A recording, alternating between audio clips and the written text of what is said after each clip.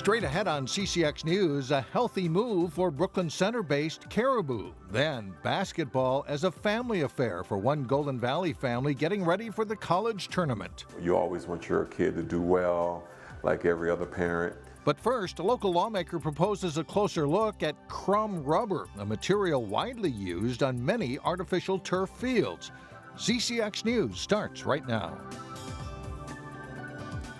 Hello everyone. A Maple Grove lawmaker wants to put the brakes on any new projects involving a certain kind of artificial turf. Concerns have been raised nationwide that exposure to a certain kind of rubber in many turfs and playgrounds could cause health problems, including cancer.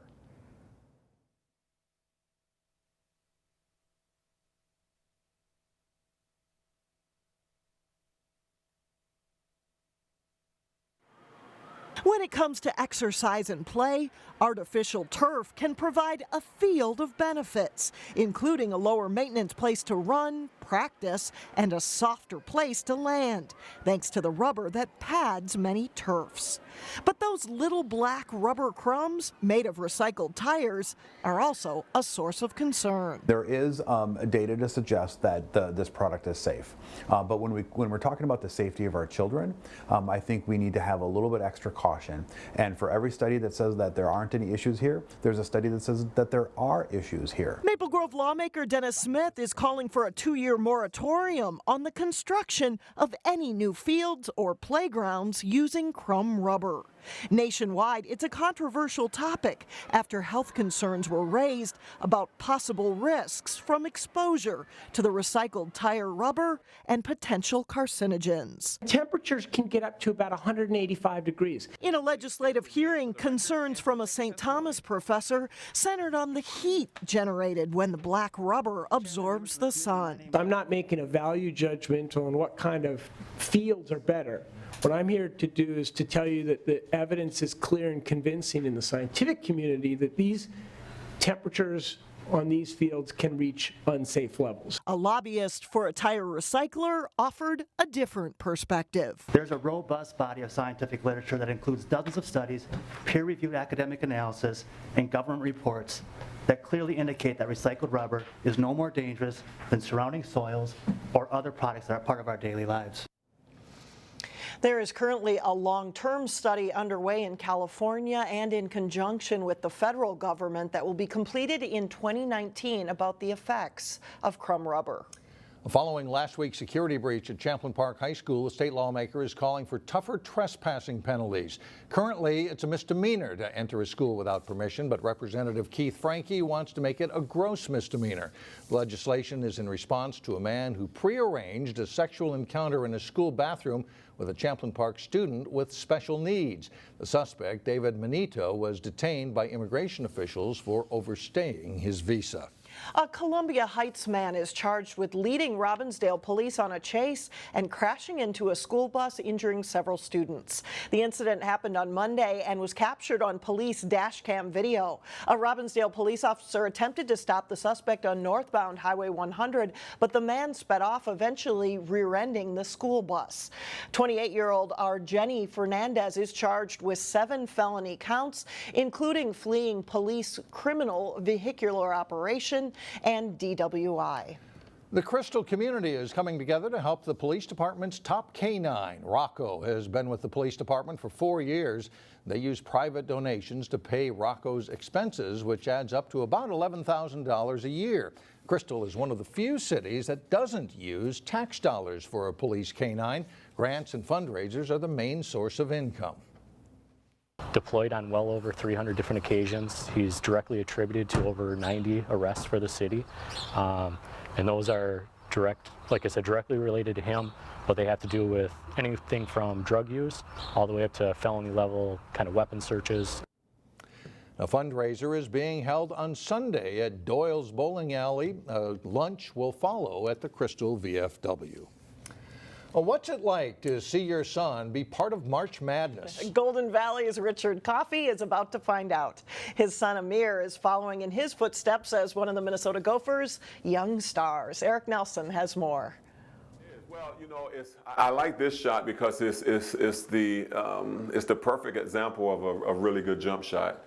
You know, he's straight up and straight down. He's elevated above his defenders. Amir Coffey has been instant coffee for the Minnesota Gophers, providing an instant impact as a freshman. It's just been a great experience. His father, Richard, who once played on a Sweet 16 and Elite 8 team for Minnesota, has enjoyed every minute of Amir's magical season. It's a ton of fun to see your kid and the team that he's on have so much success.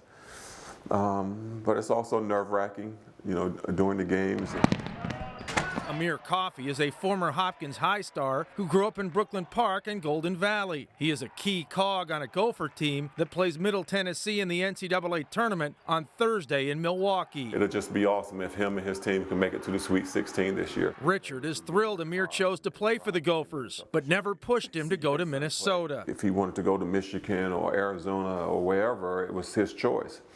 Now, when he told me he wanted to go to the University of Minnesota, I was extremely excited and happy. One of the coolest things for Richard Coffey this season has been watching Amir play his home games right here at the barn on the U of M campus.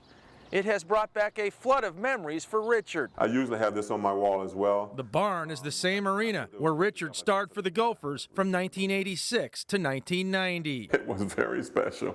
Seeing him on the court the first time in those same colors, it was awesome. Now Amir is blazing his own trail, giving Gopher fans a second cup of coffee and some new March Madness memories. Being able to get in the car and drive 10 minutes up the street and see your son play every home game is an amazing experience. I'm Eric Nelson, CCX News.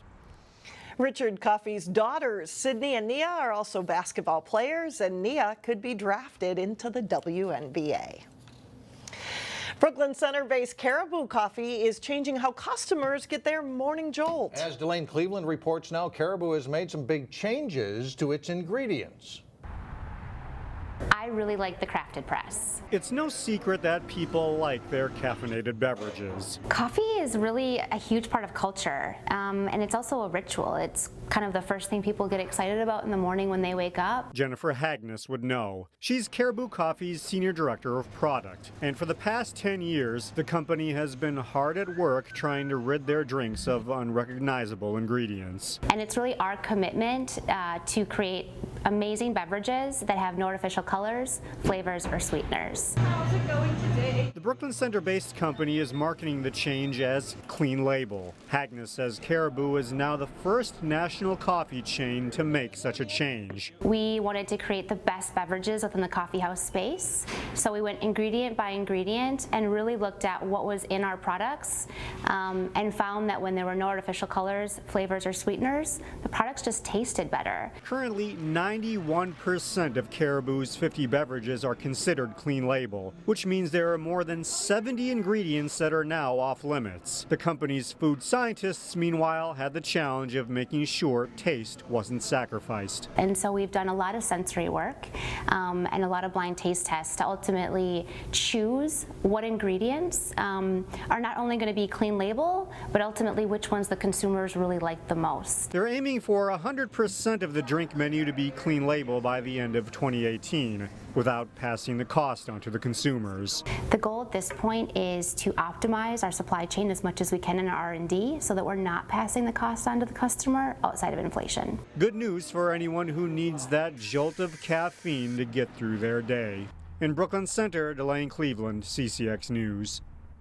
Coming up, a free way to get tutoring help for your child. And then later in sports, it is on to the final for Champlin Park and Osseo in the Section 5 boys basketball tournament. But first, getting warmer with temperatures staying above freezing on Thursday.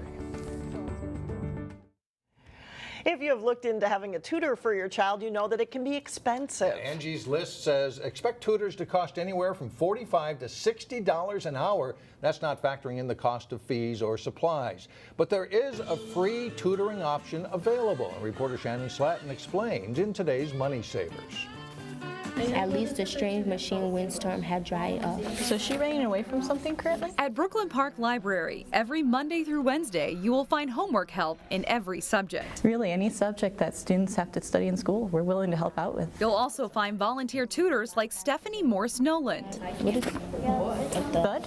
Thud is like a loud thump, a loud noise. For the last 2 years, Stephanie has donated her time to help students after school. And we're not just trying to tell them how to do the work, but we're trying to get them to learn how to utilize what the teacher talked about in class, how to look at their textbooks, and how to pick up these different concepts on their own. Hennepin County Library offers the homework help program to students for free at 12 different branches during the school year.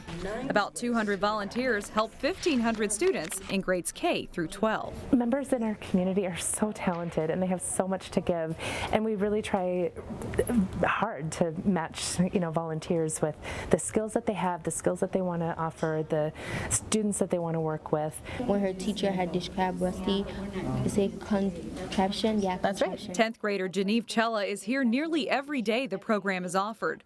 Her mom says the homework help has been a factor in helping Geneve improve to be an AB student. She is doing well in her schoolwork, and she is very happy to come to the library every day for study class because it helps her.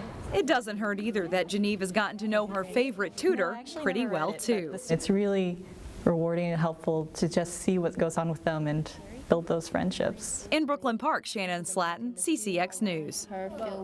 Brookdale Library also offers the free in-person homework help, but you can also get help in your own home through the library's free online system. Well, coming up, the Champlin Park Orchestra stuck in a nor'easter. But see how the blizzard didn't wipe out their enjoyment in Boston. But first, watch how Breck's boys basketball team pulls out an overtime thriller in their section final. John Jacobson has that and more next in sports.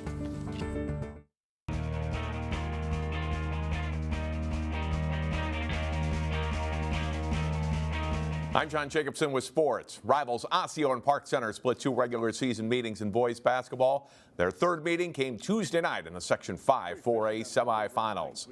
Osseo gets off to a good start as Maurice Nelson battles through good defense to score inside for a 7-3 Orioles lead. Dane Danger with a nice move for Park Center. They'll battle back after trailing throughout the first half. But Osseo closes the first half on a 9-0 run.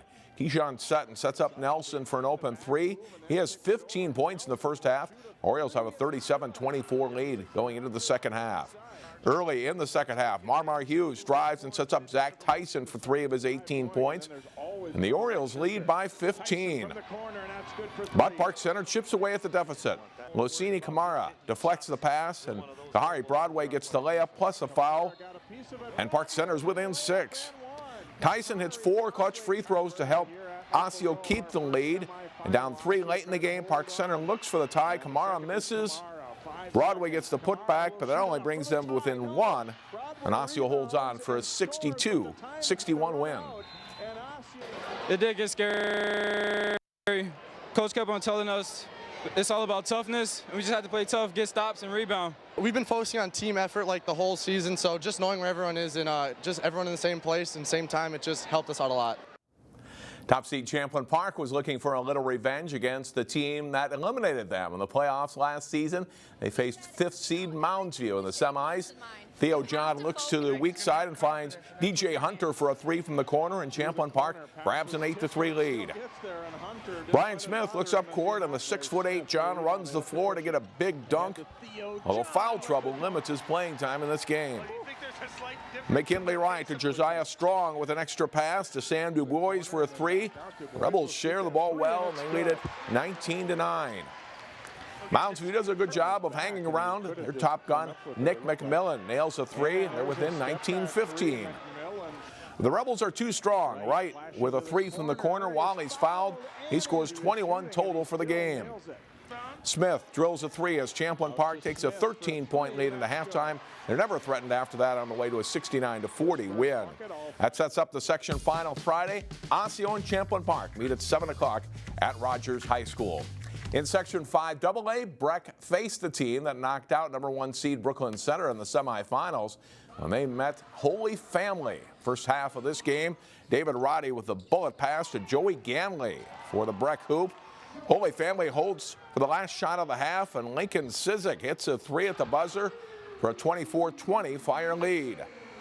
Second half, Roddy with a nice spin move and a left-handed finish for the Mustangs. Sizik gets the steal in the basket for a 50-44 Fire lead. He scores a game-high 30 points. Breck freshman Kerwin Walton hits a couple of big shots down the stretch. His jumper here puts the Mustangs up 2. The game goes to overtime, and CCX hits a free throw, putting the Fire ahead 61-59 with 6 seconds to play. But watch this. Breck nearly loses the ball. Walton gets it to Josh Riley, and his desperation three at the buzzer, good for the winning basket. Breck advances to the section final, 62-61 the final. They'll play Annandale Friday night at 6 at St. Cloud State University. Top seed Minneapolis North is the favorite in Section 4A boys basketball. Two local teams met up in a semifinal game, hoping to get a shot at the Polars. Number 3 seed Prairie Seeds Academy facing number 2 Heritage. Brian Robinson drives the length of the court and scores for a 34-27 Prairie Seeds lead. Seth Halverson hits a 3 from the corner, pulling Heritage within 2 points. Davon Gibson will drive and hit a tough shot, and the Lycans lead at 39-36 at halftime. Heritage gets hot from long range early in the second half. C.J. Woda hits, and then Zach Johansson's 3 gives the Eagles a 55-52 lead. And this game's close all the way. Robinson kicks out to Gibson for a 3, giving PSA a 1-point lead, and the Lycans go on to win 74-70. They'll face North for the title Friday at 7 o'clock at Anoka Ramsey.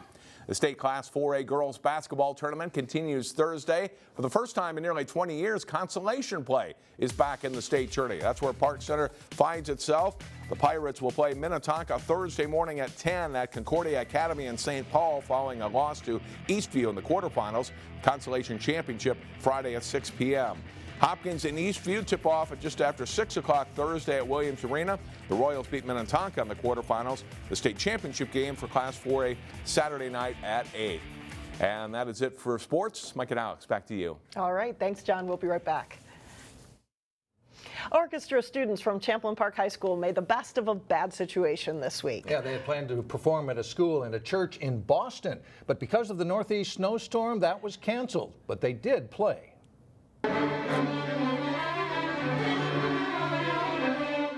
Now, this cell phone video shows the performance that happened in the lobby of their hotel. Director Levi Comstock says the visibility outside was down to 0, and with 11 inches of snow on the ground, nobody was going anywhere.